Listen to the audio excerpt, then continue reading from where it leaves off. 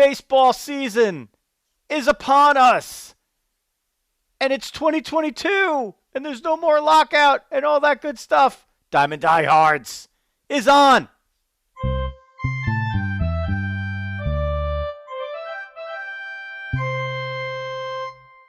Joe Rizzo here, bringing you baseball along with the dog, Jeff Healy. Guess what? This is going to count. I didn't put this in the rundown, but this is going to count as our 2-year anniversary show because that happened like at some point, like in the last couple of weeks. And yeah, so we've been at it for 2 years. I think it is possible that this is the 2-year anniversary of the Dawg's first appearance. I can actually check that kind of. I don't know if I could check that like really quick. I'll have it. Well, let's see. I can check it really quick. The Dawg is here to celebrate too. The Dawg's first show was. Let's see. I don't know. I got to double check. I got to triple check. Anyway, let's not hold up. 6, 2020. Yeah. I got it written down. What was it? No. Why not? It might have been. We did do a show. We did do a show April 6th, 2020. We did. And it is April 6th if you're just checking it out. We're getting you ready for the baseball season, which opens everywhere, barring rainouts on April 7th and 8th. The Yankees already have been rained out for April 7th and moved to April 8th as a precaution. They're probably going to be good to get that game in, but in the East here, in the greater New York area, it's there's going to be a lot of rain on Thursday and some weather issues, so we'll see what happens there. But between the 7th and the 8th, most teams should be able to get their opener in, and all that stuff about the lockout becomes a distant memory once that happens. I feel like it's a distant memory already. I feel like nobody's talking about any of the strife that we went through, and in a way, Dawg, I guess it kind of got us through the off season, with a little something to bitch about. Maybe less to talk about, but a lot to bitch about. So we got through that, and for this show, we're going to go through your opening day slate. Talk a little bit about Uncle Paul showing up. We're going to welcome some new sponsors, as we've been talking about, and maybe take that time to talk about some of the stuff that we started literally earlier in this day, doing some more breakout content, which we're really excited about.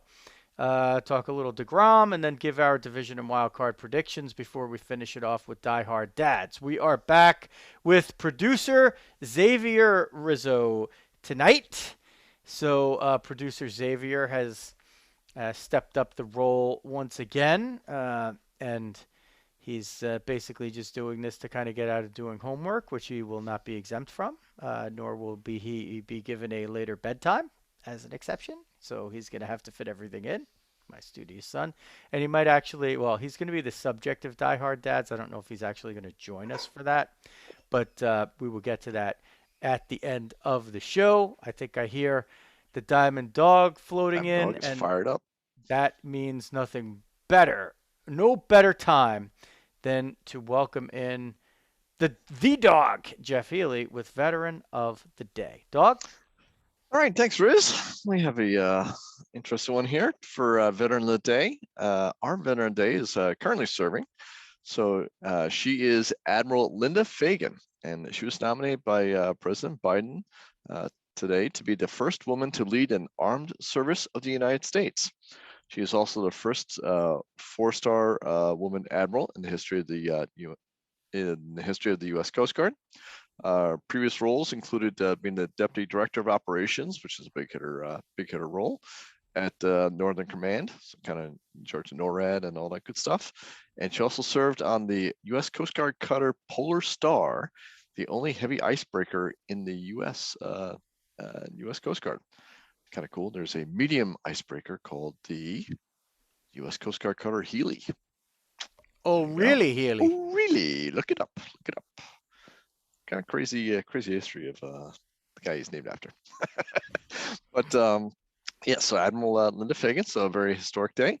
So it's great to see another step forward for women. and good to see her getting the opportunity to lead the U.S. Coast Guard. All right.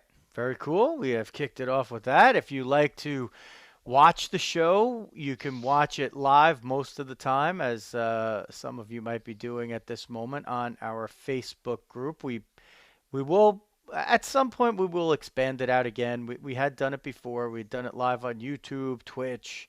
I think maybe even LinkedIn. We tried to do that, and we just pared it down to Facebook about a year or so ago, and that seems to be working better. But we do post the videos on our YouTube channel and the Facebook group, the Facebook page. So if you like to watch, that's the place to do it. And if you are more of an audiophile and you want to just pop on the headphones and go for a nice spring walk or hike, or if you're in the southern hemisphere, a fall walk or hike. How did I do there, Dawg? Then find us on Apple Podcasts, which is where most of you do seem to find us, Spotify, and Amazon, which is good. So when you're in the months when football is going to be on Amazon or baseball is going to be on Amazon and you're getting more used to being on Amazon, you can find Diamond Diehards there as well. I don't think the video, though, yet. We haven't figured that part out. But that's how you follow us there and on social media at Diamond Diehards everywhere. And if you want to follow the dog at Jeff Healy 8, that's the number 8, and he's on Twitter. I thought when you said if you like to watch, I thought we were going back and doing a retrospective on Will Smith again. But yeah. No, just a show. I think we did enough shows forever on Will Smith. I never need to do another show on him again. Okay. Here we go, Dawg. We got through all the muck. Opening day, it's actually here, right? So get excited. So the Yankee fan, the Met fan, forget about that, right? We need to take the 30,000-foot overview. And that starts with the Pirates are in first place.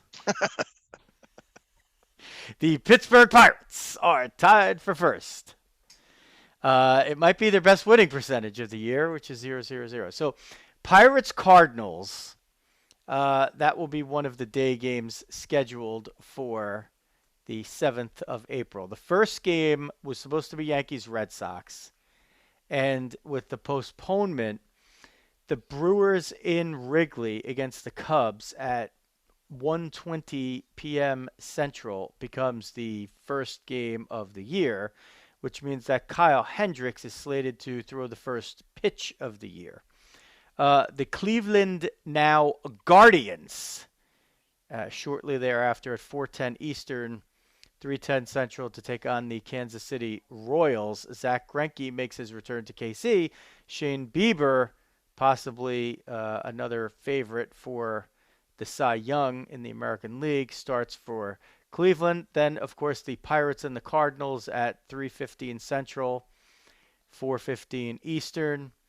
Brubaker for Pittsburgh against Adam Wainwright, beginning now his 423rd year in a row with the Cardinals. DH's Adam Wainwright. Doesn't have to hit anymore, though. And then, Dawg, the one you'll be focused on, Mets at Nationals. Tyler McGill gets the opening day start for the Mets. Patrick Corbin, the lefty, for the Nationals. The rest of the slate, Reds at the world champion Braves at 8:08 Eastern. Tyler Mahle against Max Fried. Astros defending American League champs Framber Valdez at Shohei Ohtani and the Angels. The Padres, Yu Darvish and Madison Bumgarner for the Diamondbacks, homestanding at 9:40 Eastern, 6:40 Pacific.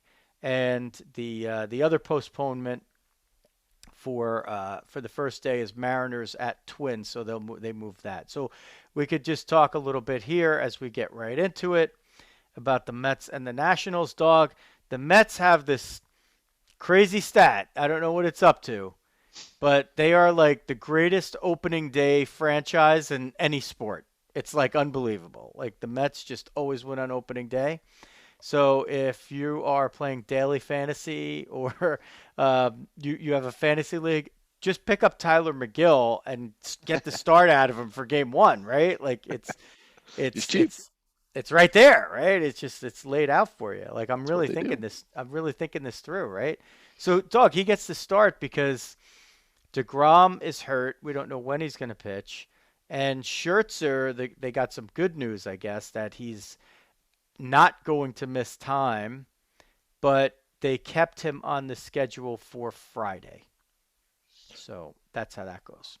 Yeah, probably a smart move with the bad weather and all, right? So that's probably good. Just kind of keep him out of that for the first go through on this. So just throw Tyler out there, dodging the raindrops. Now, what do you think about? I sort of like hate East Coast teams playing a night game for the season opener. I don't know why. I mean, I guess I kind of get it with the Braves and the 8:08 start Eastern time because they're the defending champions. You know, maybe they want that little time slot to themselves or whatever. But like, why aren't the Nationals just playing like a day game or a late afternoon game? Well, actually, it was scheduled for 4:05, and it got pushed back because of the rain. Oh, it did. Oh, Yeah, okay. So I yeah, it didn't was know at that. 4:05. Yeah, so yeah, so that's, I mean, I think that's sort of part of the thought to it, Scherzer, is that, why mess with it just in case the rain hangs out longer than we thought and all that good stuff. So just keep it safer. What's the Braves' excuse? I don't know. I think they typically, I kind of think they always sort of did a night game for some weird reason. Sticks in my Yeah. head. So They're much less likely to be part of the bad weather in general in April. I mean, it'll get there, but it's not like, we're up here in the East, from the Nationals to the Orioles to the Yankees and Mets to the Red Sox, Tigers, we're used to seeing these games in April that are often in the 30s or the 40s, right? And sometimes yeah, rain. It's kind of sucky, but you got to get through it. Um, how how is the Met fan feeling besides Uncle Paul, who we'll get to in a moment? How is the Met fan feeling that it's not DeGrom, but it is the start of the new season, a season which has a lot of promise? Like is the Met fan torn up, or are you just like ready to bolt out of the gate here? not ready to bolt out of the gate. I was ready to bolt out of the gate about a week ago. There's just something about being a Met fan, right? You're always ready for the next shoe to drop, and we got a couple of shoes came down off the top shelf of the closet. Um, yeah, they had a rough week, right? So deGrom and Scherzer, I mean, you hope it's okay, but he's such a bulldog. I'm sort of happy that they're not throwing him out there in sort of a lousy weather situation. Like, he's such a competitive bulldog that I could see him just like snapping that hamstring like a twig the first game out. So let's just kind of ease into this and put ourselves in a good situation. And then Nimmo too with the neck, which again should be something fairly minor, hopefully. But you're nervous. I mean, it feels every year feels like it's good. Mets are gonna do it. Mets are gonna do it. We've thought that for the last several years, and we've had nothing but tragedy. So you just need to get out there and get it going. I mean, they certainly have clearly upgraded the roster from top to bottom. Um, they just gotta get out there and do it. And like I said, this week hopefully will be something to look back on and be like, oh boy, remember how spooked we were at first, and we rolled right past it. But we got to roll right past it first. The thing that What's you do like about the Mets versus previous times is that the depth is so much better, right? This would have been a disaster in any other year. Like, they would optimize, whatever lineup was on the field, and the top four starters, let's say maybe one or two guys in the pen, and if any of those pieces went out, it was all over. Now you have solid depth down to 8 in the starting rotation, and you have 3, 4, 5 guys you can feel confident in coming out of the pen. Finally, even added some lefties towards the end of spring training as well. So I think the overall roster construction is far superior, and you have Buck Showalter, who hopefully can handle the blips on the road. So we feel good, but we're a little nervous. well, now you got Joely Rodriguez from the Yankees after the big trade that sent Miguel Castro to across Castro's been town, good too. and He's gonna be good for the Yankees. He was sneaky good for the Mets. Sent Miguel Castro across town and to the barber on the way. Yeah, you can't recognize the guy. Just like a totally different guy. All these guys coming over the Yankees, it's funny. They all do the same video, like them before and after, and they all seem to be really excited, actually. Like, you do hear people saying, "Oh, come on, this is like ridiculous." They, what kind of rule is this? They're not letting people express themselves, and like, but the players don't seem to care.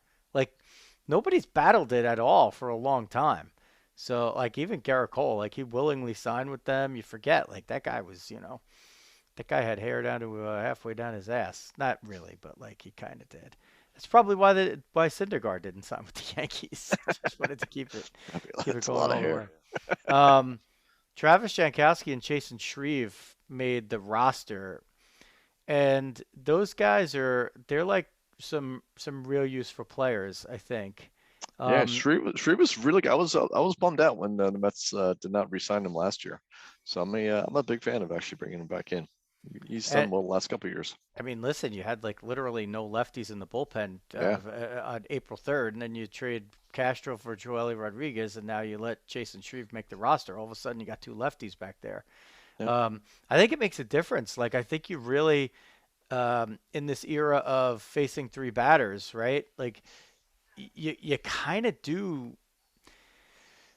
You need a little variation. Like, it's great to have, yes, always the best pitchers, but you do need to like be able to change it up on people, give different looks and different styles, and Shreve has that. And Jankowski's a guy that was like, he was a pretty solid prospect in the Padres organization, and he could definitely field the positions out there, and he might give you a little usefulness at the bat or on the base paths, and that's kind of what they need as their extra outfielder. The guy that I liked, that I said a few shows ago they didn't sign, was Dexter Fowler. He's a similar kind of guy. He just doesn't have the track record and the pedigree that Fowler has, of being like a veteran and a winning player, but he's been around at least. And, I thought those were pretty good additions to the bottom of the roster. Now, the other controversy has been Dominic Smith. Right? Is he going to play? Is he not going to play? Is he going to be a part-time player? Is he unhappy? Is he going to be traded? Yeah, and he came out. He talked to our pal Mike Puma, whose next appearance should be in the offing very soon on Diamond Diehards. We'll work on that. And I think he pretty much cleared the air. Like, hey, I'm not going to worry about things I can't control. I don't write the names in the lineup, and I don't make the deals. So I can't control any of those things. All I could do is go out and play. Would I rather play every day? Well, wouldn't everybody rather play every day? That was like the perfect answer. So Dominic Smith, I like him for so many reasons, not just because of what he is on the field, but I just think he's a really good locker room guy. He's a really good representative of your franchise. And especially when you're winning, you just need guys like that around. And, one of these points, he's going to put it together over a full season and show you more than he's shown being up and down during these last 3 seasons, right? Like, it's just, he hasn't had a full season without kind of interruption and with the benefit of the DH on his team full time. And I think both of those factors make a big difference. The question that I really have, like, to me, the fly in the ointment is always Cano. Like, we don't have to reiterate how many times I told you I hated that trade from the second that they made it. But like now, just for other reasons, the argument for Cano is he's a veteran, he's won a lot, he could still hit, but it just. For what you need, right? For what you need him to do, like Dominic Smith is just a better guy to have. Like, you already have him with Dominic Smith, and if you'd rather have either one of those guys, like, I'm taking Dominic Smith at this point 10 out of 10 times. So all he does is kind of muck up the mix. He's taking balls at first base, so like, is he going to be better than Pete Alonso at first base? Probably not. Is he going to be better than Dominic Smith at first base? Definitely not. So why do you have to mess around so much? Like, let let Smith DH and split first base with Alonso. I know Alonso is going to really insist on playing first base, and he's definitely the bigger dog over there, so that's fine. But there's, I don't know. It just seems ridiculous that they jerk the guy around to me. Like I don't think they get anywhere by doing that. And I think Buck Showalter is smart enough to kind of see through this stuff, and I think he's giving Cano a lot of tire kicks here early on, and giving Cano the chance to fail early, so he can then insert Smith for the long haul. And if Cano becomes a bench player, I think Cano was actually better for this team without the DH, because then you could have put him in at second or third or first later in a game, and you certainly could use him to pinch hit. But in the DH era, like, who's he really going to pinch hit for, Dawg? Right? Like, he just think he's not better served doing that. So that's my little piece. I want to save Dom Smith. That's me. Yeah, he's had a great spring. So I hope, actually, sort of hope that Dom does get a lot of opportunities early on, and he really gets to solidify his way in there. That's the thing with Cohen now, right? Cano's a big money guy, and the Will Ponce who have been starting every day, and under Cohen, that's not going to happen. So we'll see. If he hits, he finds a way. If not, he sits on that roster until they're done with it. Well, or maybe a drug test helps us out along the way. A lot of poppy seed bagels. Hey, at least you got Edwin Diaz in that deal, and he's solidified into Uncle Paul's favorite, a good closer. Uncle Paul can't get him off the team fast enough, but I just had my fantasy draft, and I'm like, there's like no closers. I think I would take him like first, practically. He had a great year. And one of the guys that opportunity for saves. One of the guys that I did draft, Dawg, is Jared Kelenic. Oh, I went a couple of rounds higher for him because just a knife a little bit. I see where they're going. Okay. I think this is the year. Hey, it's my thing that's on the line. He's on my fantasy team. It's my money, right? So I guess we could talk rookie of the year stuff at some point, but that's kind of hard to project besides like the obvious ones. I kind of hope it's like somebody who's off the beaten path a little bit, maybe sometimes like that, or just people who are not the favorites. I suppose that's I'm just glad the Mets didn't trade Dom Smith. I was seeing the ones with like the Padres. Like, I don't understand these trades at all. Like, I can understand trading Dom Smith. I think he does some value, and he may have more value for another team than he does for the Mets. But yeah, some of us like get Hosmer. I'm like we were trying to find as much bad blood as possible to bring out to the Mets. I'm like, we're just finally cleaning it up. I'm like, why do we have a guy who we want to brawl with? And then the guy who was being an a-hole towards Pete Alonso. I'm like, why are we doing this? So thankfully, that didn't work out. He's like the last guy that you need.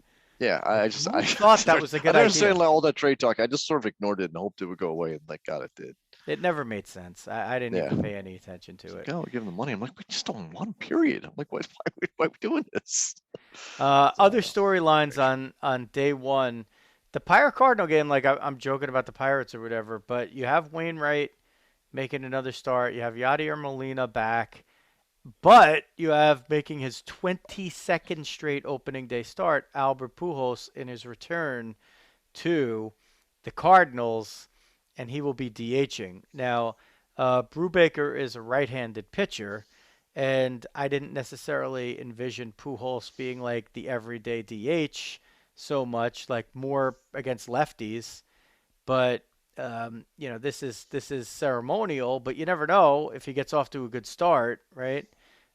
Maybe he earns himself a little bit more playing time, and his swan song for the he did announce it's going to be his last year, but maybe his swan song for the Cardinals ends up being a little bit better, but I would suspect that if he's playing a lot against righties, that it's not going to go much better than it did when he was kind of doing the same thing for the Angels last season, and eventually they, just designated him for assignment, and he ended up with the Dodgers, and the Dodgers were putting him in a little bit better of a spot.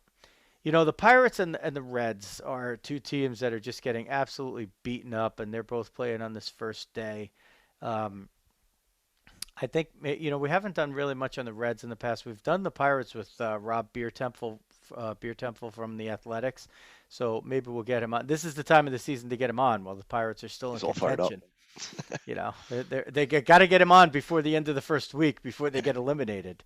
But it's so easy to beat these teams up. But um, at least I feel like the Pirates are kind of moving in the right direction, and the Reds are moving completely in the opposite direction. Like they're just getting rid of every single guy who makes any kind of money at all, and there's only a few more pieces left. So, wasn't this team like in contention for the playoffs last season? Yep. It's just crazy to me that they want to just tear it down so quick. But I don't know. Maybe if you tear it down that quickly, it's easier to turn it around quick. I don't really think that's been proven as the case.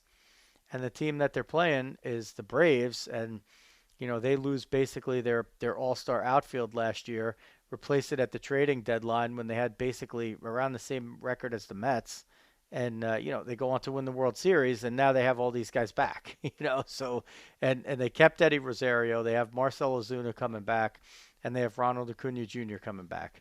So they're just like they're totally loaded, the Braves, right? And they're just going to be tough in that very tough upper echelon of the NL East. Astros Angels, very interesting. We talked a little bit about this on the last show. I'm very high on the Angels, and a lot of it has to do with the fact that we have to see what the Astros are going to be like without Carlos Correa.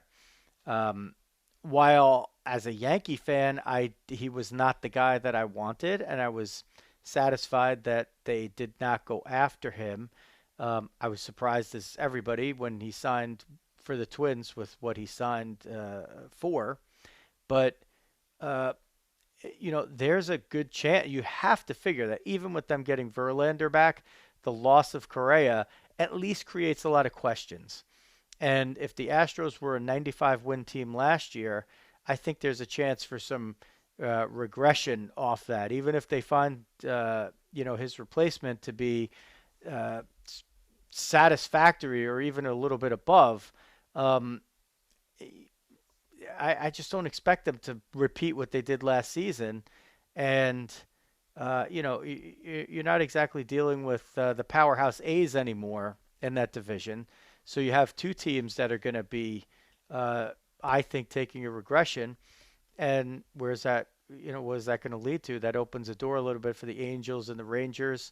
The Mariners won 90 games last year. They projected out as a 77 win team with a minus 51 run differential. So I just feel like the door is open for the Angels. I know they don't have a lot of pitching, but I just feel like they have enough to get by. And sometimes the first series of the season means absolutely nothing, and sometimes if these teams both end up around 91, 92 wins, we could be looking at this first game of the season and be like, wow, Otani, was starting and he hit a home run and he didn't have to leave the game as the DH and they won the game and that ended up being the difference in the division. So, um, there's me making the first game of the year exciting. I'm definitely staying up to watch that one with the MLB package as well. Sorry, little speaker You're right over there, Dawg. I got speaker stuff's all going crazy. I figured I'd hop on and do a little something on the whole Facebook, and the computer started dual casting at me. I couldn't turn the stupid sound off. Well, it didn't. I don't think it went over too well. Producer Xavier didn't seem to bat an eyelash over there, but we did have Uncle Paul joining in. Say hi to Uncle Paul there. Yeah, and he's also okay. The idea of getting Hosmer was to trade him for a starter. I don't know. I would have just taken what I had and tried to do it, but I think I just don't even think you need to move him as an asset. We're done. I think we did the whole Hosmer thing. I think we did it. Did we? Did we do it? Yeah, we're done with that. Thoughts on? Can we talk about our latest video star for Diamond Diehards? We're not. We're almost there. We're almost there. We're Okay, still on opening day. We're still on opening day. And what we're going to do is we're going to go to the Friday slate now, which is Yankees Red Sox at 105 Eastern, White Sox Tigers at 110 Eastern, Brewers and Cubs at 2:20 Eastern will play their second game. The Phillies and A's are the first series that is interleague. So they will start out with 3 games over there. That's always a big risk because if there's weather issues, Yeah, then the A's are only in there once, and they got to figure out like that's how to tough to make do that up. interleague first series too. Well, That there's always feels weird. one. There's Yeah, it always has one to, going right? on. Has to. Orioles and Rays at 3:10. That Philly game is at 3:05 if you're going to Citizens Bank Park. Um, Orioles Rays at the Trop. 4:10 Eastern. Dodgers at Rockies. Yeah, Same yeah. time is that Mariner Twin game now, which has been moved to then. We'll see if Gary Sanchez is behind the plate. Probably hit 3 home runs and throw out like 3 guys, block 7 balls in the dirt, all with two strikes, The fan implodes. all with 2 strikes and the bases loaded. The Marlins and the Giants at 4:35. Mets and Nationals scheduled for 7:05, their second game of the series. Rangers and Blue Jays, so it's Marcus Semien right away against his old team. And your guy, John Gray, the big free agent signing that was not in the middle infield for the Rangers against Jose Barrios, who was acquired last year during the deadline. Reds and Braves play their second game. Astros and Angels play their second game. Padres and Diamondbacks play their second game. Sean Manaea makes his Padres debut in that one against Merrill Kelly. So we ran down that slate. Um, Yankees, of course, kicking it off. Garrett Cole against Nathan Eovaldi. And boy, it's the Red Sox being overlooked again a little bit here to me as far as the Vegas odds and stuff are concerned. They're basically being put as like the fourth choice in the AL East. And, for to some degree you could say, well, you have the Yankees, the Rays, and the Jays ahead of them. I still feel like they're being overlooked. Every time we do that with the Red Sox, what do? They figure out a way. They have the best manager, right? Pretty much until Yep. until proven that he's not. He seems to, he seems to get Maximize his team every year, right? yeah. I mean, Alex Cora is just a guy that people play for exceptionally well. He just knows what he's doing. If you could choose one guy, he's in the conversation. I don't know if he's going to be everybody's choice, but he's in the conversation. And there's other people who might not like him because of the Astros stuff, which he, did the time for the crime. So not an issue anymore. But being a little bit overlooked again, a big year for the Yanks. What are they going to do? They don't go aggressively here in the free agent market the way everybody feels like they wanted them to, the Yankee fan base, but they make some more tactical moves. And of course, they make the big trade to move on from Gary Sanchez, and now Josh Donaldson's their third baseman, and in a separate deal they get Isaiah Kiner-Falefa, and he's their shortstop at least for a year. But those guys are guys that really change the complexion of your lineup. Kyle Higashioka, I think, led the majors in spring home runs, so maybe he's a boon behind the plate, not the manager boon, but like as opposed to a boondoggle. But Oh, what's he gonna do? that'll bring Mike into the chat. He's already. I mean, he already gives you improvement defensively for however many games Oh, he's gonna play there, right? yep. So that's a big thing. And your shortstop And the position, shortstop second base solidifies a lot. And we yeah, talked it. It's good moves, I think. yeah, and they're what they need is they need Giancarlo Stanton to be able to play 80 games in the outfield or something close to that. Between 60 and 100. How about that? We get him in the window of that amount of games in the outfield. That keys a lot of different stuff. It gives you a little insurance against Aaron Hicks either not being ready or just being unable to perform to major league levels in center field. Then you could always have Judge slide over. You could move guys around. It's easier to get an outfielder than probably any other position just to help you out. They could, could sign Michael Conforto. Everybody Yeah. seems to have a spot for Michael Conforto. How about the Rays? Maybe they traded Austin Meadows so they could let Nate Lowe's brother come up, and he's a better defensive guy. He projects pretty well as a hitter. They think he's ready, so they trade Austin Meadows, and he ends up in Detroit. And if it doesn't work out with the kid, maybe the Rays go sign Michael Conforto. I haven't heard that one, but somebody's going to sign him, and he's going to do well. I don't know. I just feel like he's going to.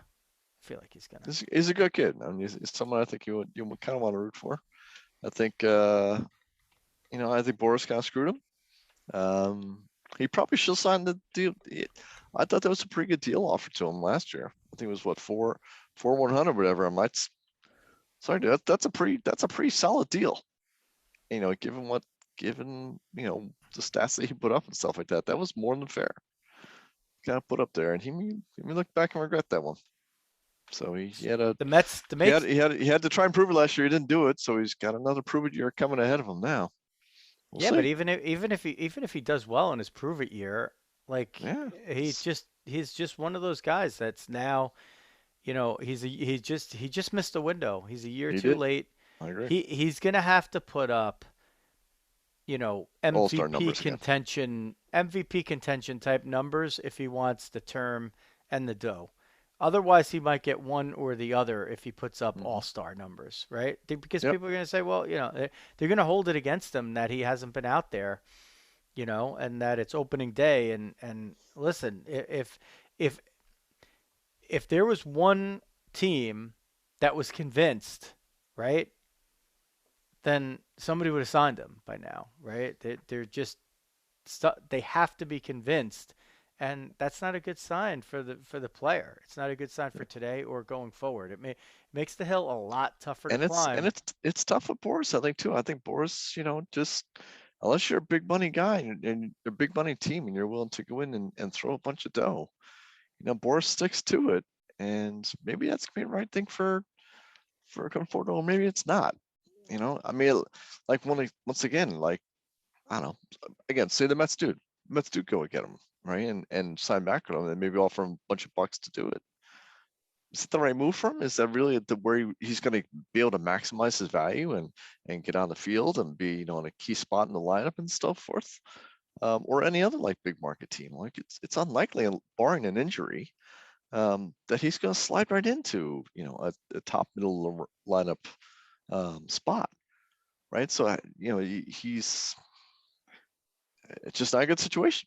I could say situation all the way around, and rejecting that QO I think was a mistake. If he had the demand, he could reject the QO and sign right away, and he thought the market would build and develop and whatever, and not so far. So you better root for an injury, and better root for an injury pretty early, or he's gonna have a tough time trying to prove it. Even that, rooting for injuries is bad karma, so don't even do that. You screwed either way. Mike Sarah Boris do it. Mike Sarah joins the chat. Turns out the Yanks offseason was about run prevention. It was, and I don't have a problem with that. I'm in the minority. I'm in the minority on that. I don't have a problem with it. Defense wins championships. I'd rather be in position next season if I'm the Yankees with their roster to be able to decide what I want to do in terms of the young guys that are studs coming up in my system and the free agents that are available at that time. If you don't think Volpe or any of these other guys are your guy, then guess what? When Xander Bogaerts opts out, just go sign him. Then you could let Trevor Story play shortstop for the Red Sox and see how they like it with Xander Bogaerts moving over to New York. Mike also says Yanks better announce Judge extension in the next 36 hours or there may be a mutiny. But the reason that it hasn't been announced yet is because if they announce it or sign it sooner, then he starts to count against the luxury tax early as opposed to after the season. So if they announce it once, I don't know if it's technically opening day or the day of their first game, then they don't get the hit on that until the start of next season. So good job by Riz. Good one. So yeah, so with Judge, the 36 hours, Riz again, good point on that. With the counting, it's the luxury tax. That'd be a smart move to hold off on that, so that we don't have a counting in against the tax for this year. Yeah, and Judge obviously is the guy that you're going to want to build a build around going forward. So in the money that the Yanks are going to have to pay, he's got to be the one that they go out and take care of. Interesting thought, like, do you move again with Hicks? I'm not as big of a fan as you had been. Hopefully they can kind of turn around and with the rest of the interior, up the middle focus that the Yankees have had in the offseason, I think was critical for what they need to go out and achieve. Judge is a nice backup for him to try and give him a bridge in center field, but you really want to go and make sure that you can get a solid everyday center fielder for the Yanks there. Okay. Good job by Dawg stretching out there. Good job by producer Xavier catching the mic failure. Yeah, I figured for sure it was just my headphones as usual. Oh, okay. So I don't know. Like, hey, where'd it go? So I don't know. Like my mic. How much did you miss? How much did we miss? We were just you were just talking luxury tax, and then you started getting a little bit. I popped it back up, and then we lost you right after that. So you were just talking about the luxury tax and wait until sign him on the first game, that wouldn't count against him for 2022, and that would roll into 2023. Did we get the Jose Ramirez part? I think that literally was like your last words was like Jose Ramirez, and then I didn't catch the rest of that. Okay, so all I was talking about on that was, by the way, what a clutch move to have producer Xavier back, like on this show for that. Good job. He heard he might be on Diehard Dad, so. Yeah. Jose Ramirez, 5 years, 125 million. That's a good sign for the Cleveland level, so-called small market team. Because if these teams like that, and the Rockies signed Chris Bryant 6 years, 180, it's probably that's a little bit of a stretch, a little bit too much there. But if players are going to sign for that term and that value, those teams now have a chance to compete because you only need a few of those guys. You don't need many, but you do need a few. You need to be able to keep some of those guys. So if the Guardians had waited on Francisco Lindor, Dawg, had they never made that trade and they just waited it out, and they offered him that contract this past off season, would they have been able to keep him? Or could they have offered him maybe a little bit more? He's a little bit younger. What if they offered him, 6 years, 180 million? Like, would they have been able to keep him at that? Would he have taken that from them? I mean, he certainly, like the trade to the Mets. I mean, he jumped in. He was the first one on the boat, and he got the money. Yep. Corey Seager was the first one on the boat this offseason, and he took the money for Texas. But I mean, and once Texas also gave it to Marcus Semien, I mean, they didn't give Semien, nearly as much as they gave Seager. But, yeah. But once those guys were off the market, look what Trevor Story signed for. Yep. Is comparatively against Lindor, like, yeah, Lindor's probably a better player, but it's not, the gap between them is a stream. It's not a gulf, right? Yep. So, like, if you were going to pick who you'd rather pay for how long versus the two contracts, would you rather have Story at 6 years, 120 million, or Lindor at, 10 for 343? That becomes a question. A lot of people would take the shorter, smaller contract, yep. even if the player is not quite as good. So, yep. Especially when you put, do you want Story in a really good number 2 or number 3 starter versus Lindor? I mean, that's what Story comes down to, right? It's whatever when you're trying to construct the roster, right? You have X amount of resources that you can divvy up, and if 34 million of a year is going to your shortstop, then you're not going to be able to sign that the number 2 starter. for your rotation. Right, but if it's 24 million a year, 25 million a Then year, you can get a pretty good starter. then you can get John Gray, right? Yep. Mm-hmm. So that becomes a big difference. Well, Interesting. I thought that except I Steve thought Cohen says that's right. That's my I just thought that I'll was just get kind yours of a, anyway. like I think there's some contracts out there that are good for the health of the sport, you know? Mm-hmm. Like Jorge Soler going to the Marlins, you know, for like that's like a solid deal. That shows that you can go out there and you can get those players and you know if you just either shorten the term and give bigger dollars or lengthen the term for smaller dollars average annual value, like that's good for the sport. That helps those, you know, competitive balance talks become reality Yep. to me, in my opinion. Just one guy's thoughts. All right, now we could talk about Uncle Paul. So on Monday, it was my beloved mother-in-law's 80th birthday. I had a nice little celebration here at Casa Riz. Happy birthday, Nona. And Uncle Paul, who is my mother-in-law's younger brother, came up, and his daughter Antonella, my wife's cousin, drove him up here. So Uncle Paul got to hang out for a while, and he came a little bit earlier. I was out running around. I was at one of Luis's softball games. We got home, and Uncle Paul was there. Then I'm like, okay, Uncle Paul, we're going to do our second TikTok video. He's like, nah, I don't. No TikTok. No, I don't think I could do it. I'll just say hi. I'll just say hi. So then I'm like, I'm texting Dawg on the side. I'm like, Dawg, Uncle Paul's giving me resistance. I got to come up with a plan.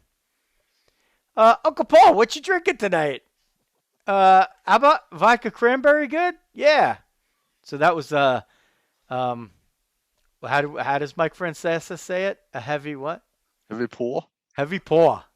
I gave Uncle Paul a heavy pour. And by the time he was finished with that delicious vodka cranberry, he was requesting the red wine, which we opened up and we left it next to him.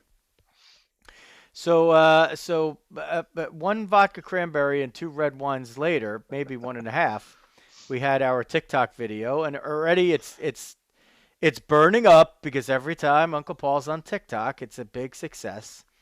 So thank you, Uncle Paul. And if you want to hear it, what he said, then go follow us on TikTok. I think it's on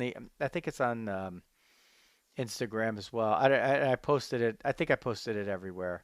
But of course, Uncle Paul was going viral. No surprise to anybody who has seen him, and he has been with us, big supporter since day one, or even before day one.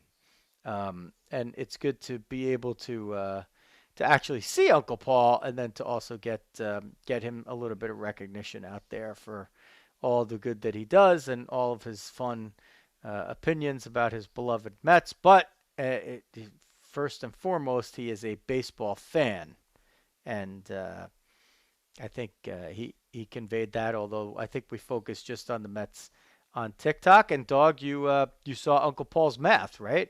You were trying to figure out his solid. math. Yeah, it was. I had the math checked out. So what? 12 out of 10. Mets going to win it all. Yeah, there's a 12 in 10 chance that the Mets are going to win it all, according to Uncle Paul. So in other words, if they played the season, if they played the 2022 season 10 times, the Mets would win 12 World Series. Yes. Based on Uncle Paul's math.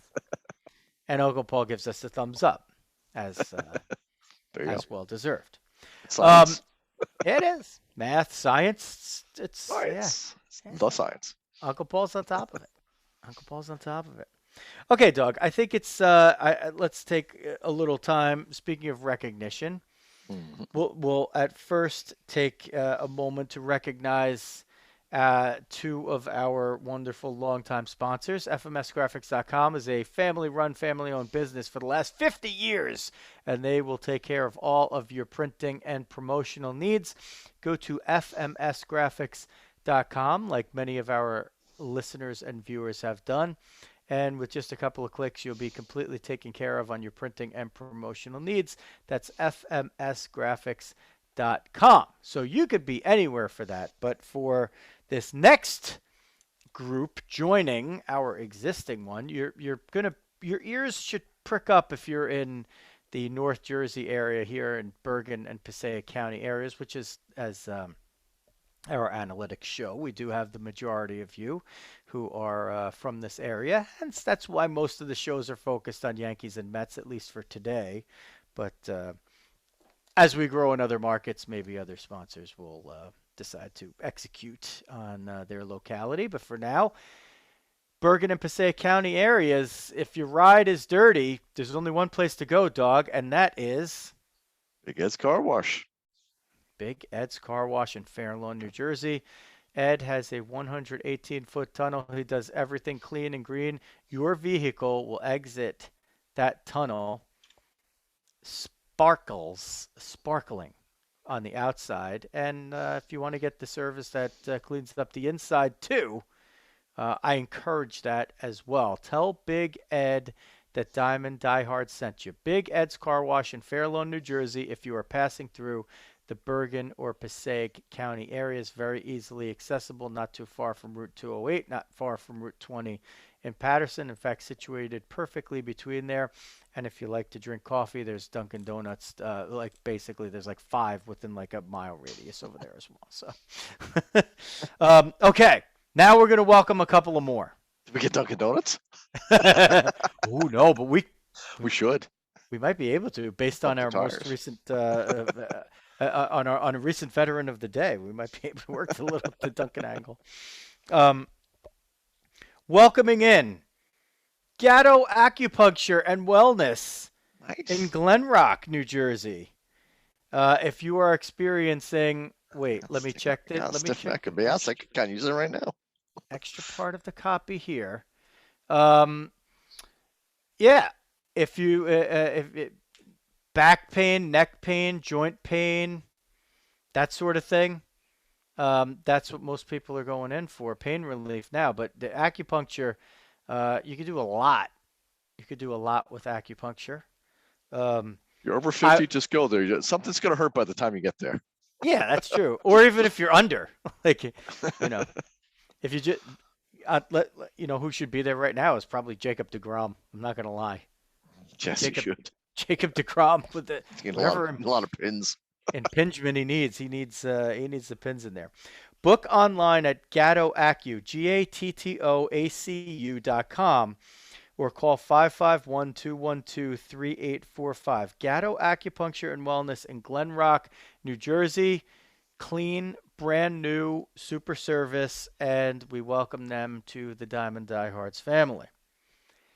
Also, the Mascolo Group, serving all of your real estate needs in the northern and Pascack valleys of New Jersey and all of northern New Jersey. They will take care of you. It doesn't matter which side of the real estate you're on. You want to buy, you want to sell, you want to rent, whatever you want to do. Contact the Mascolo Group. Gary and Michele, go to GaryMascolo.com, GaryMascolo.com, or call 201-615-3665 for all your real estate needs in the Northern Valley, Passaic Valley, and all of northern New Jersey areas. Uncle Paul giving the thumbs up to Gatto Acupuncture and Wellness. You know what? I tell you what. After you sign a real estate deal, and it's going to hurt a little bit. Big numbers there. It hurt a little bit. I think you got to swing by Gatto Acupuncture. Take a little edge off on there. When you're getting feeling right again, it's right next to Big Ed's, right? So you can just kind of roll. It's right nearby Big Ed's. Just roll right out. Take your car in there, and you're gonna walk out. It's gonna be a brand new day for you. Producer Xavier, tell us exactly how far Gatto Acupuncture and Big Ed's Car Wash are from one another. You could you could tell us online, or you could you could tell me, and then I'll or put it in the chat. You could put it in the chat. Yeah. So after you do all that, you should send out a card from FMS Graphics. We put it all together for you, one day. Get it all done. I think Well, I think the Mascolo Group has used fmsgraphics.com, and I think it might be a good idea for Gatto Acupuncture and Big Eds to use fmsgraphics.com as well. We'll just make it a nice, uh, suitable world for everybody. All right, I think Xavier is going to chime in here, just Nice. on mic. So, Gatto Acupuncture is 4 minutes and 1.3 miles away from Big Ed's car wash, and that is actually only one street away. So you only have to make one right turn to get from one place to the other. Perfect. Could we make it more convenient for our viewers and listeners? You could swing by, drop the car off, walk over to Gatto Acupuncture. You probably pull something on the way. You get fixed back up. You come back. All set, and you get your exercise in. All right. So speaking of Jacob deGrom, what's the over under on deGrom starts for the year? It's probably on one of the betting sites somewhere. I'm sure it is. I haven't dug that deeply in. But... That month. 14. Ah. It's reality. Are you going over, or are you trying to pick the number? Or are you going over? I'm sorry, I'm trying to pick the number. So I guess the over under would be I would say about 16, right? Half the season. You think it's half a season? He's supposed to be. I think so. It's a month with no plus that action. Might not be the only thing, right? Then the build up, right? So that's still June. I think you got to put the over under. I think you got to put the over under at 18.5. I'll take the under all day on that one. Plus, you're counting him come back and not missing the start, which is a healthy assumption. You got to tack in a couple other misses along the way there, just to be real. Which again, the Mets are a little nervous. So you're trying to. You give me 20 deGrom starts. I'm feeling really good about this season. Like really, really good. Like we could win the division, sort of thing. Realistically, they could still, but we might need a little reinforcement, and they're going to need the line to really hit to make up for it. But Uncle Paul's saying 28 over under, but there's no he can't. He just by missing. Even if he came back after a month, he'd be under 28 because he'd miss like 5, right? If he missed the first month of the season, it's scary when Mike Sarah and I are pretty much spot on there. You're 14, going 14. Mikey's 15. Yeah. Kind of right there. I'm going with. Hope for the over. I'm going with he makes 21 starts. I'd sign up for that right now. I'm going over. I don't think it's structural. True. So because it's not structural, I think that his ramp, like he showed me in spring training, that his ramp up is pretty quick. True. So even if he comes back, like he might make a couple of 3-inning starts just to get on his schedule. So he's on his start day and then his throw days. So, and then there might be some games, with the truncated schedule here, where he's not missing as many in the beginning while he's out, because if they have rainouts that push things to double headers later in the year, he could pitch 5 innings in a double header. He could pitch 3 innings in a double, whatever it is. Mm-hmm. So I'm going to go at 21. Okay. I hope so. I am an optimist. You know that. I'm a credit analyst. 21. I'm therefore not. Yeah. I'll tell you what else is sitting out there. Mr. Torn UCL kind of never got fixed. I guess it's okay. We'll see, right? I mean, that was a big reason why they had to get that extra bit depth in that rotation, right? I mean, yeah, he looked great. He looked great last year too, right up until he couldn't go anymore. So that's what I mean. When he comes back, I'm like, counting on like 20 straight starts from deGrom right now is a bit of a challenge.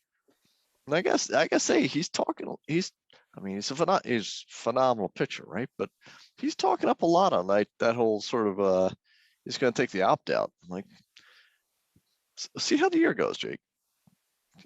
that's you got a lot of dough sitting there for a guy who's banged up all over the place. I wouldn't talk up that whole opt out too early on there. Well, on the flip side, Masahiro Tanaka had the same UCL forever. It never cost him really anything except, a week or two here and there, maybe a month every, 4 years. So, do you try and throw 99-mile-an-hour sliders like every pitch for some reason? Like deGrom? He threw heavy pitches. True. He didn't, he wasn't like easy gas, Yeah. He was pretty taxing on the arm, so I R.A. Dickey doesn't even have a UCL. True. And look what he did. True. If you don't have one, you can't tear it. Beat the system. Just get it removed. What do you need this for? It gone. All right, where's your ulnar collateral ligament? She gone.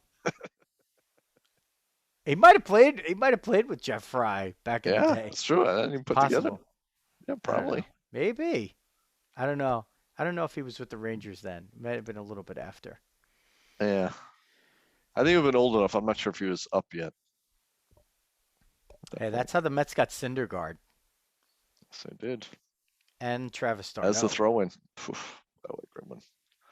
That was a goodie. Both of those two guys still playing very well, we think. For the Mets. Okay. Predictions. Divisions, Dawg. Which division would you like to start with? Let's start with your Yankees. Let's go AL East. We're gonna go AL. We always start at NL. Let's start with the AL. We'll go east to west and then come back again. Okay, so the betting favorite is actually the Blue Jays, for what that's worth. So I'm going to predict. I got my Pacoda up here. I'm going to predict the Orioles to finish last. That's a pretty safe one. That's my AL East prediction. Actually, what would be funny is predict how many games the Orioles will be behind. Yes. The winner. That's actually good. That would make it interesting. Okay, so last year you had it was Rays and then Red Sox Yankees, with the Red Sox at the tiebreaker hosting the wild card game, which was just a game then. And then the Jays a game behind them, and then the Orioles had 110 losses. So the Jays are the trendy team, so I am not going to pick them because they're the trendy team. They're the Browns right now. So they got it until they do it. I'm not ready to pick them until I see them do it. So that's with that. As much as it kills me, I might be using a little reverse psychology on myself here. I just think the Red Sox are just being just so overlooked and dismissed. I'm actually going to pick the Red Sox to win the East, and but I mean I think it's possible that all three wild cards could be from the East. Like if it ends up being what it was last year, that's exactly what you're going to have. Because if there was one more wild card last year, the Jays would have had it, and the Mariners would have been a game behind. So I am going to say Red Sox division, and for now, at least 2 wild cards. At least 2. I'll decide who when I pick the other divisions. How's that? All right, that sounds legit. Okay. Who do you got? I'm gonna jinx you and go with the Yankees. I'm gonna say you improved that middle defense, and like we said, you got plenty of scoring, and I like Cousin Anthony for the full year, and I think they're gonna do a little bit. I kind of agree. I think the Jays, we'll see if they can hold it up as much as they're sort of talked up. And I would agree. I would say you probably do get 2 wild cards out, so it's going to be a very tight top 4, which I think be sort of a preview of kind of the NL East as well. It's a very, very tough division, and probably the only argument against that second and third wild card is just the fact that the division itself is going to be so tough that I think you'll probably pull a lot of teams high 80s, low 90s win results, and then the Orioles. Okay, let's go to the Central then. You could lead this one off. All right, for the Central, I think the White Sox. The White Sox, I think, have done a great job in going and upgrading their roster. We got Keuchel back in. I think that's going to be a solid team. Just to have the improved Twinkies, and I think the rest of the guys will be just kind of looking from a distance. They have the manager too, even though people hate to like Tony La Russa these days, right? Yeah. They're such an overwhelming favorite here. It's kind of stupid to pick against them in a way, but I will say something.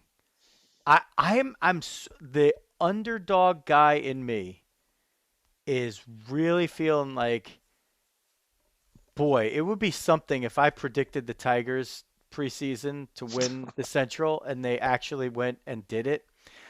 I think the White Sox have some, their rotation's like a little banged up, and Tony La Russa is a big rotation guy. He usually finds a way, and his bullpens are usually good, and their lineup, 1 through 9 is very solid. But you know what? Since there's absolutely nothing to lose, Dawg, I think this division on the whole is going to be very improved, and I think that takes some wins away from the White Sox. And listen, they were only 93 and 69 last year. It's not like they won 102 games, right?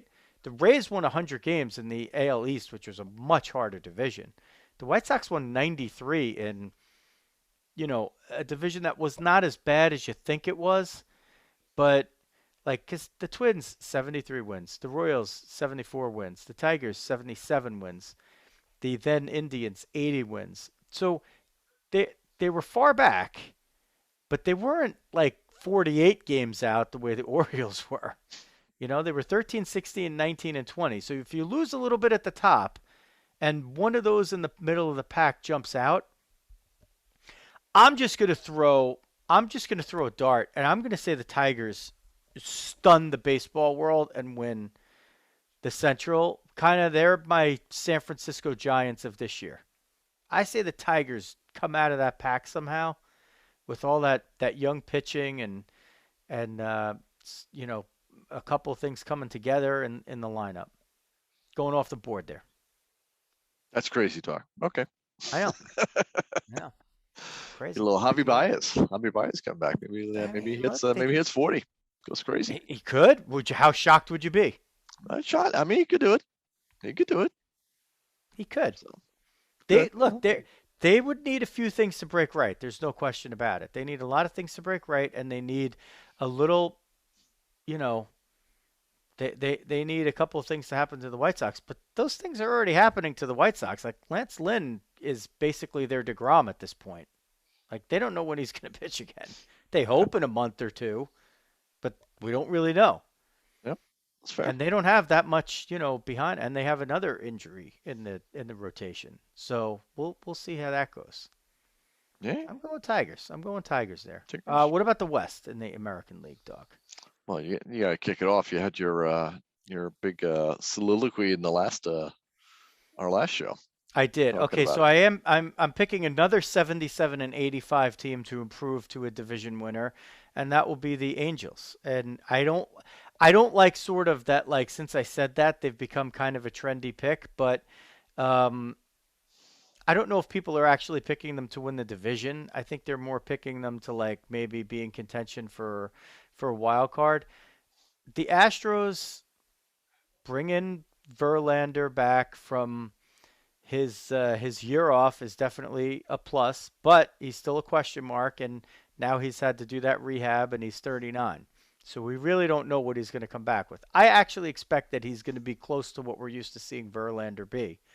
But you take Correa out of the middle, and yeah, you still have a lot of great players on that team.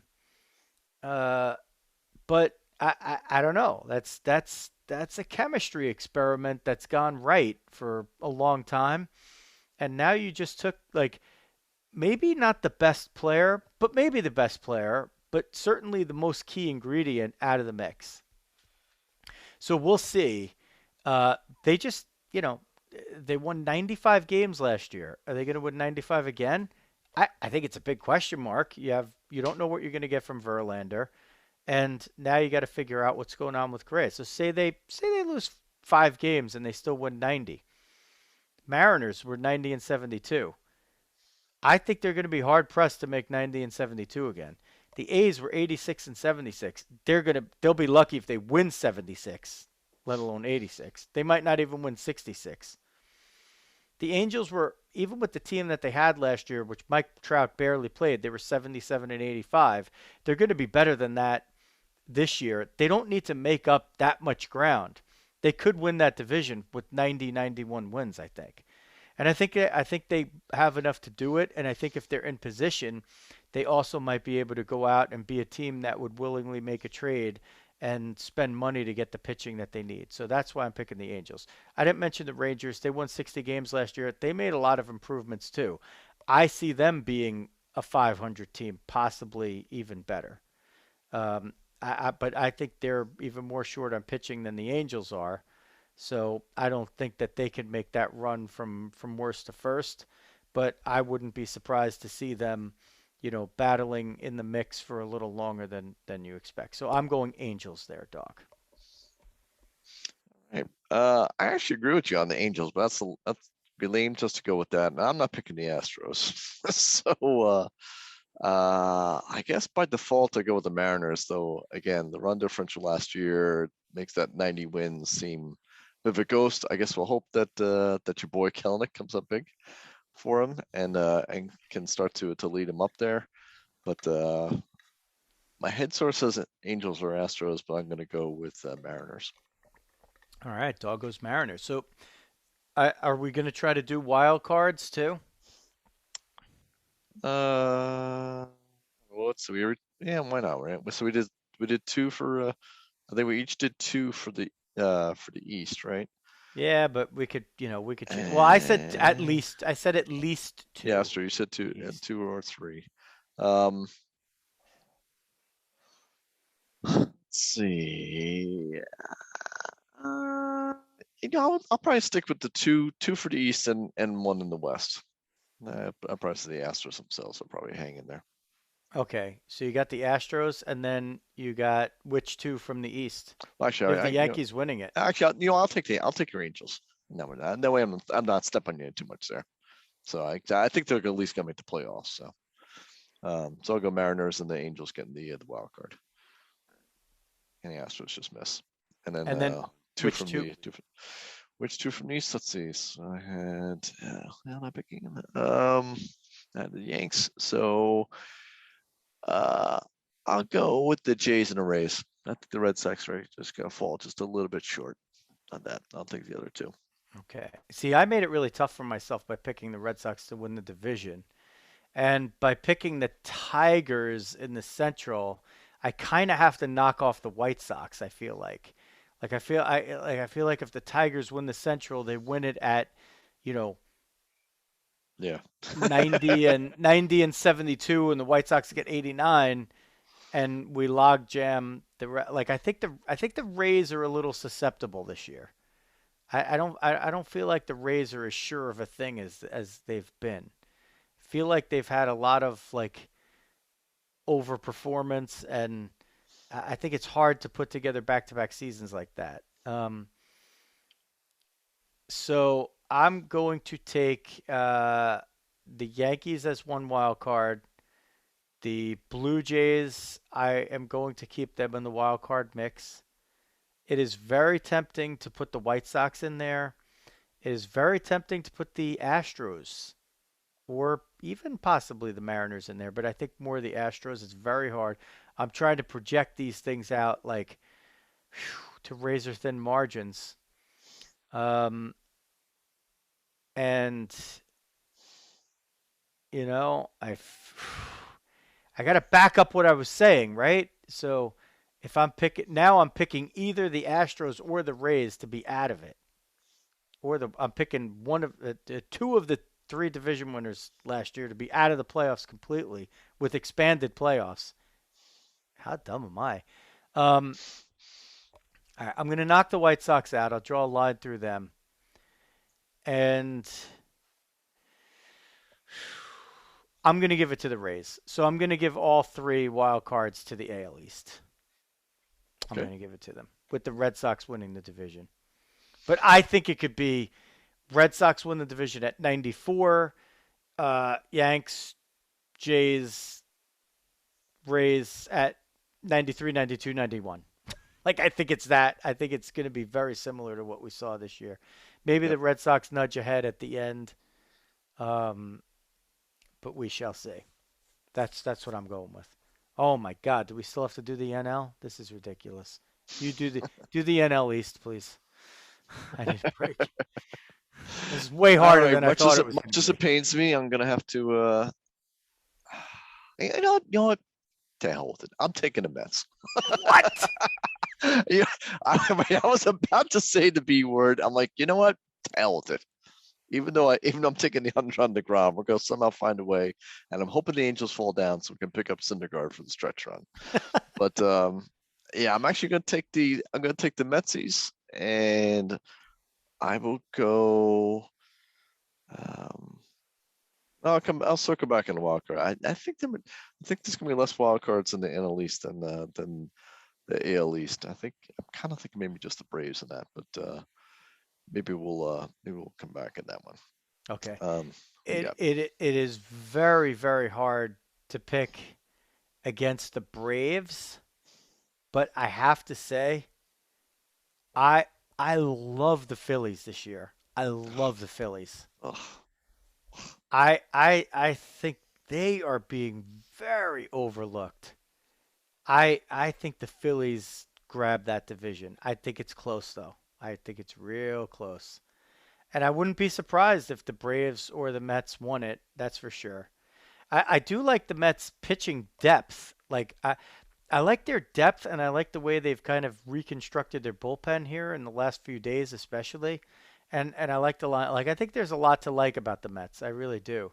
And you have Buck Showalter, but I don't know if Buck is going to have that quick enough 1 year turnaround. He's capable of doing it. But there's something about the Phillies. I just really like the way that they put things together this year. I feel like some of the weaknesses that they've had, they've really patched up some holes. Their lineup is phenomenal, and they got Nola up top. I love Ranger Suarez. That's a good 1-2 punch right at the top. And that's without Zach Wheeler being there, I should say. Like, he's probably, what is he? He's the other one, right? Yeah. So I love the Phillies this year. I think the Phillies are going to win that division. All right. I guess I should take the Central here. Yeah, far away. Brewers, pretty heavy favorite. You got the kind of three also rans here with the Reds, the Cubs, and the Pirates, not given much of a chance by anybody. So this is between really the Brewers and the Cardinals.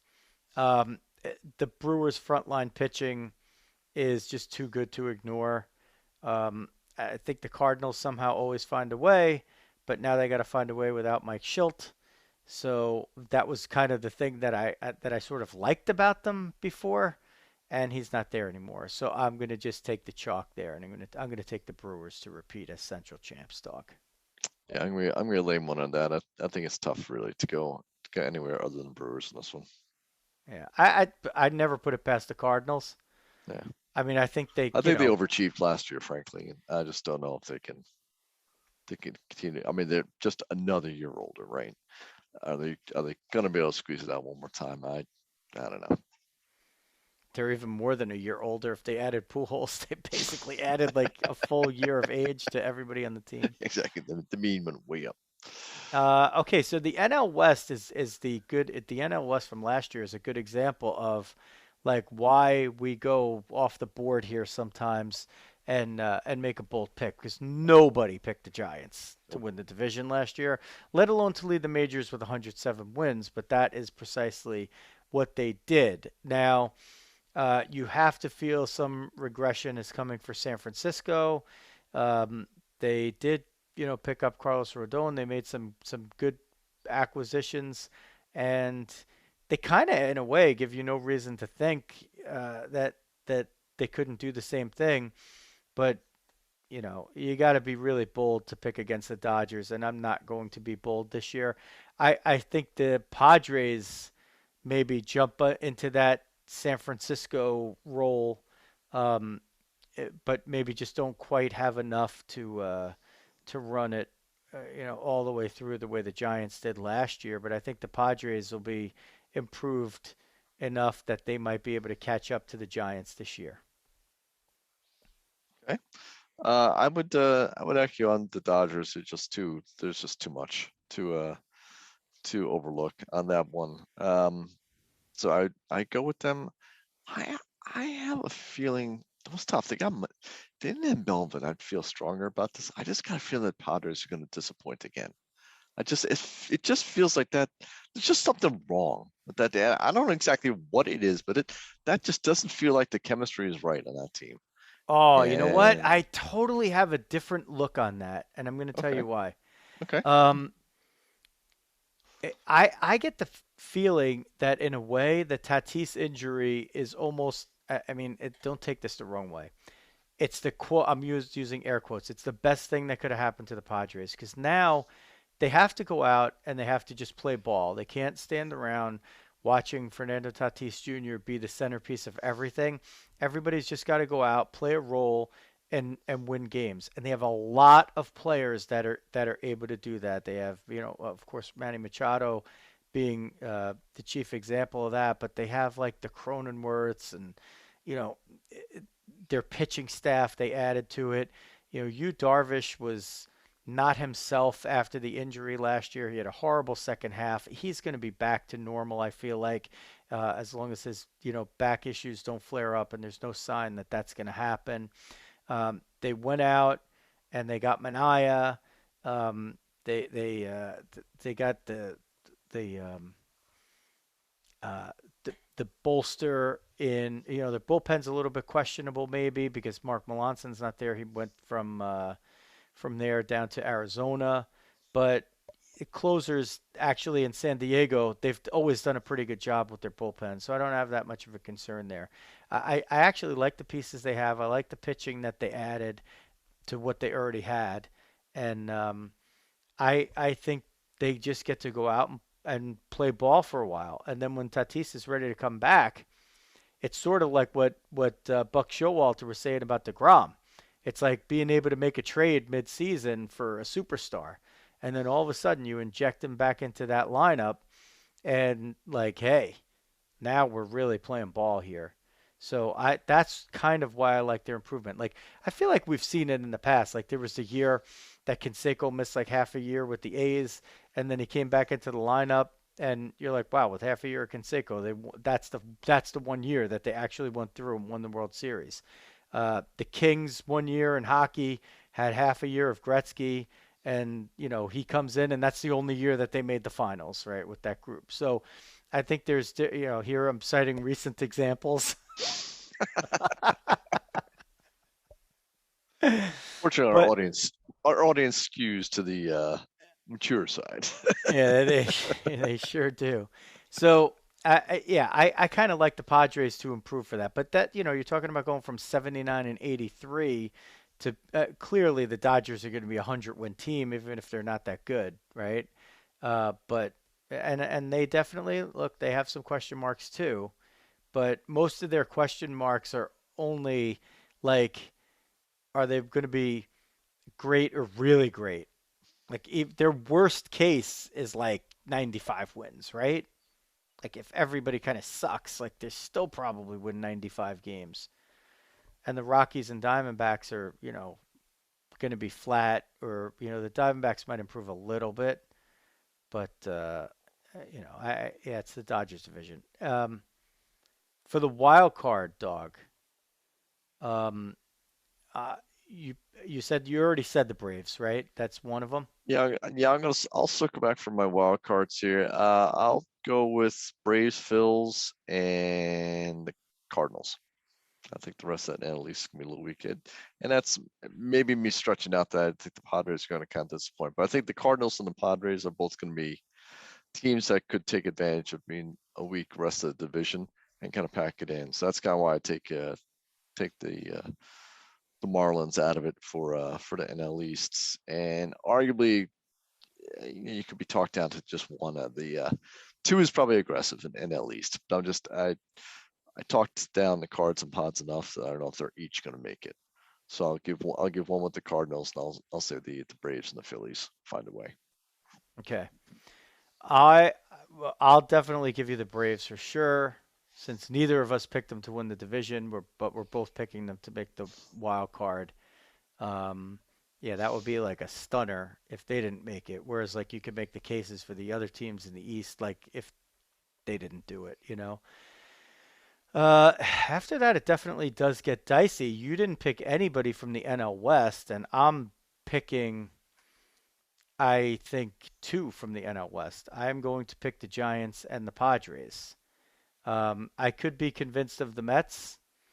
Um, I like the Mets more than my predictions are saying. I'm surprised that I didn't have them in there, because usually I imagined that I would, because I liked a lot of the things that they did, but um, and here I'm like the guy predicting that deGrom's going to get 21 starts and the Mets are not going to make the wild card. I got to think about this for a second, but I'm trying to push out the Giants or the Padres or the Braves, and I really have trouble doing that.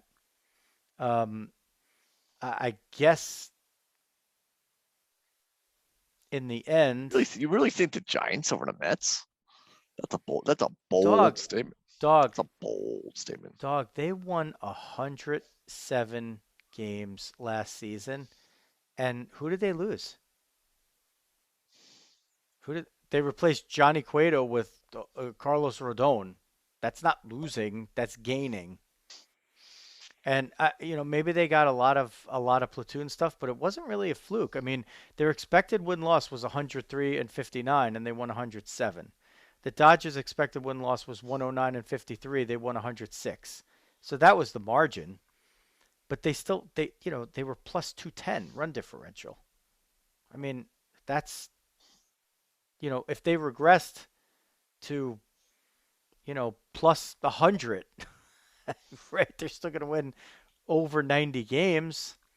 So they're really going to have to crash. You know, that's and the Mets haven't shown it. The Giants have. Yeah. Now the Mets could make that kind of jump this year. They certainly could, but I don't want to just dismiss such a great year from the Giants, and I can't. So if anything, it would really be between the Mets and the Padres for that last one, and I could make this prediction again in 2 weeks and say, you know what, I changed my mind, or in 2 hours, I could say, you know what, I changed my mind, I'll put the Mets there instead. I don't have the Cardinals in there though. So I'm laying off on that one. Like I think that division this year is the winner gets in, and I just think that the Brewers are going to be just a little too tough there. Mm-hmm. They're just going to kill those bad teams so much, and the Cardinals might not kill those bad teams as much. Yeah, Dawg, that's what I'm going with. I'm going with Giants, Padres, Braves, my wild card, and I'm going Phillies, Brewers, Dodgers as my division winners. That's it. All right. I put it out there. All right. I put it out That's the there. way it is. Okay. Yeah, that's fine. That's the way it's going to be. Let's see if producer I'm going Xavier all home teams. is ready. Going all home team. All right, we still have one more segment to finish it up, and that segment that we love to do almost every show is called Diehard Dads. Okay. So producer Xavier, I don't know if he wants to come on the air and tell the story. I don't think he does. He's going to tell me yes or no right now in the chat. But producer Xavier is the subject of Diehard Dads today.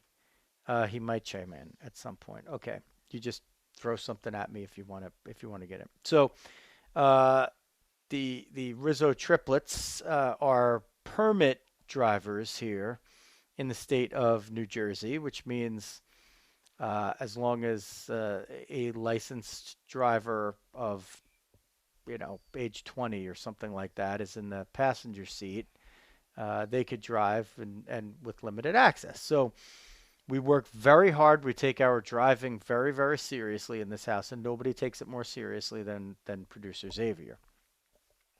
So we went to a little function at the local BMW dealership because producer Xavier is friends with like their top salesman somehow, because he's producer Xavier.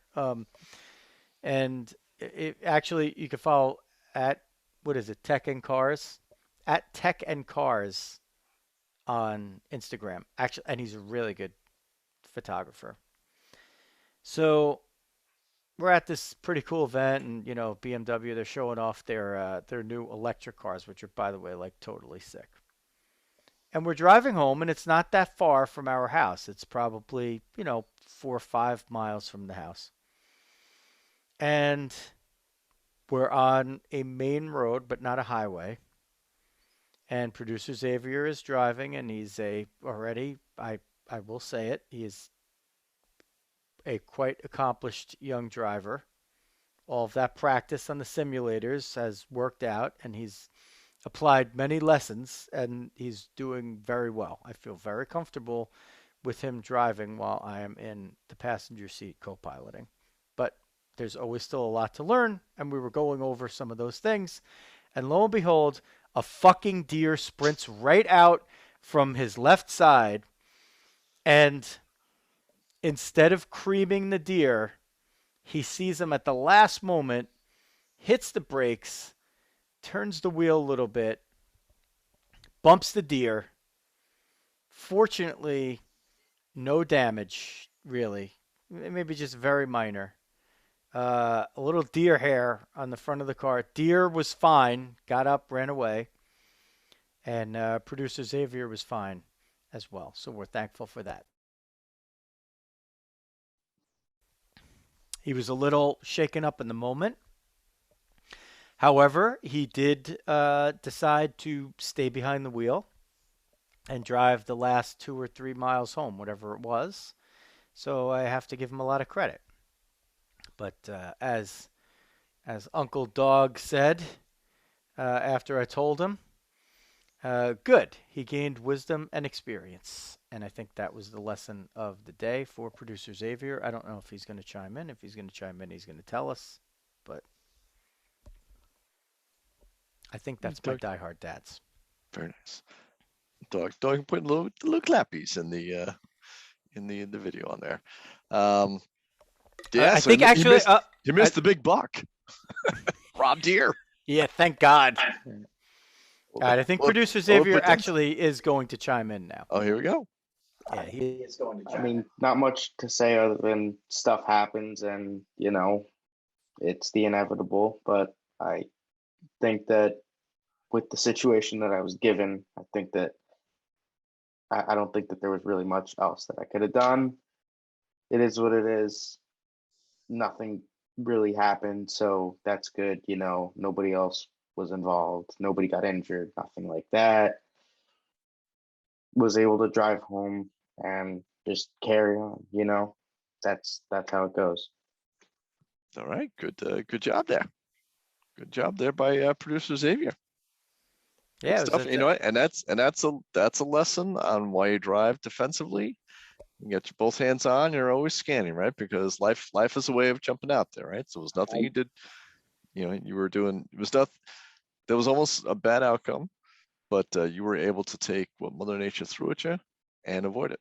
So I give my dad a lot of credit because he has been engraving it, drilling it into my head from day one to always be aware and always be defensive. And I credit him a lot for that because a lot of the skill that I have is what he taught me. So that's another thing too.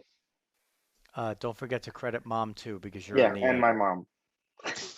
She definitely drills that into my head as well to stay defensive, stay aware, and to always, make up for other drivers' shortcomings by doing better than average. Awesome. Now, how do you think it would have gone if mom was in the passenger seat instead of dad? Oh, Dawg's going I don't think it would have been much different, Nice. Good answer. It just a matter of, my reaction time and, just hitting the brakes, Very good. No screaming, no distraction there. No yelping. Nice. Good job. Good job, buddy. I think we should probably wrap it on that. You don't have to do one, right? That's sort of tough to. I was going to do a Diamond Dog, but I'll roll that forward. So. Yeah, we could roll that forward. Yeah. All right. If you want to follow the show at Diamond Diehards everywhere on social media, if you're doing it on Twitter, that's really me running the account. And if you want to follow Dawg on the Twitter, it's at Jeff Healy 8. Jeff Healy and the number 8. Don't forget to follow the Facebook group, because that's where you get the live streams just like this one. And if you're not watching it and you're catching it on demand on YouTube, we appreciate that. Hit that subscribe button and pound the alerts button. And every time we post new content, or even if we stream live in the future, you get a little alert to tell you to go check out Diamond Diehards. And if you're like most of our supporters, you're on Apple Podcasts, and if you haven't hit the follow button or the subscribe on there, we encourage you to please do that and give us a 5-star rating. Hopefully you like us that much that you would take the time to do that, and if you wrote something too, that would be phenomenal as well. Also on Spotify and Amazon podcasts as well. So that will do it for a very exciting show. We gave you your opening day primer. We recapped Uncle Paul's appearance. We lived through my microphone dying. We welcomed back producer Xavier. We even got him on the air, which was great. We talked a little deGrom, and we made our division and wildcard predictions. Fortunately, we didn't make our actual playoff and World Series predictions on top of that. We'll save that maybe for the next show. But I think that was just about enough for this one. Baseball is back. The games are about to start, and we hope you stick with us through this entire season as we bring you the journey. For producer Xavier Rizzo and the Dawg, Jeff Healy, this is Joe Rizzo. Diamond Diehards is out.